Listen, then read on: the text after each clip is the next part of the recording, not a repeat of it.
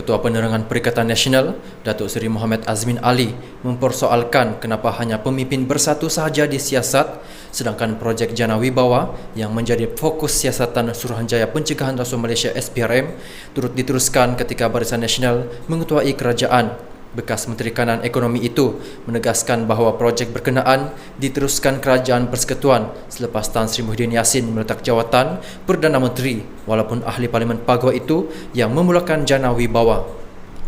Malah katanya banyak kelulusan projek diberikan ketika BN mengetuai kerajaan. Kenapa hanya pemimpin bersatu yang menjadi sasaran siasatan dan pendakwaan sedangkan pemimpin BN dikecualikan? Ini jelas menunjukkan terdapat cubaan di peringkat kepimpinan tertinggi kerajaan PHBN menggunakan institusi kerajaan untuk melakukan pendakwaan terpilih dalam siriburuan politik mereka yang kopoh dan tidak cermat. Perbicaraan kes-kes ini tidak mungkin berlaku sebelum 6 pilihan raya negeri yang akan datang. Maka siri pendakwaan ini dibuat hanya untuk tujuan pembunuhan karakter pemimpin bersatu dan PN menjelang PRN yang akan datang, tanpa mengambil kira sama ada pertuduhan tersebut mempunyai asas yang kukuh atau tidak, katanya dalam kenyataan hari ini. Azmin yang juga ahli Majlis Pimpinan Tertinggi MPT Bersatu berkata, inilah konspirasi jahat kerajaan PHBN untuk menyelamatkan kedudukan mereka yang semakin tidak popular pada mata rakyat, seperti mana yang ditunjukkan dalam kajian sentimen awam yang terbaru.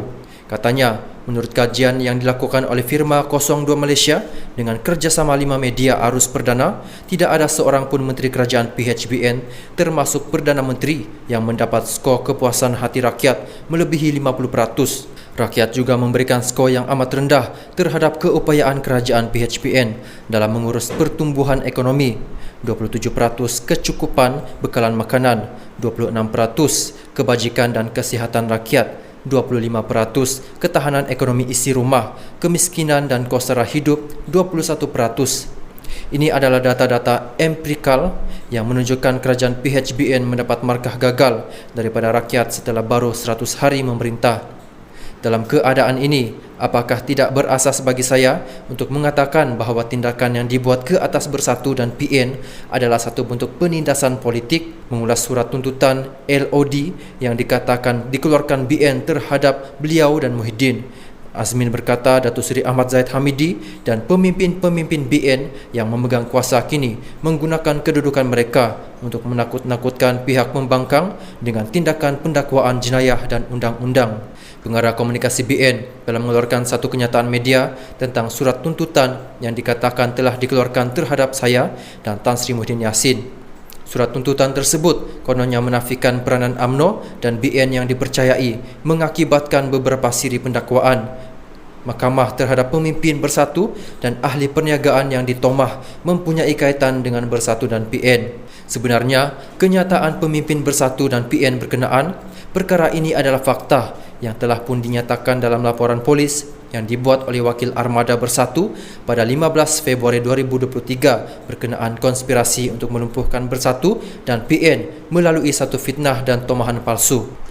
Azmin berkata pertuduhan tersebut dengan jelas menunjukkan terdapat konspirasi fitnah palsu terhadap Bersatu dan PN yang disusun secara tidak cermat, sedangkan Muhyiddin menjadi Perdana Menteri dari 1 Mac 2020 dan meletak jawatan pada 16 Ogos 2021. Pertuduhan pertama terhadap Datuk Wan Saiful Wanjan menunjukkan kononnya kesalahan dilakukan pada bulan April 2022.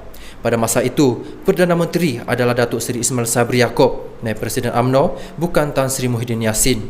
Pertuduhan kedua menunjukkan kononnya kesalahan dilakukan di antara Julai 2022 dan September 2022. Pada masa itu pun, Tan Sri Muhyiddin Yassin bukan lagi Perdana Menteri. Sudah setahun Tan Sri Muhyiddin Yassin meletak jawatan dan kerajaan diterajui oleh Perdana Menteri dari UMNO. Waktu kesalahan yang dinyatakan semuanya bukan pada zaman PN menjadi kerajaan. Kertas pertuduhan pun tiada menyebut Bersatu atau PN, katanya.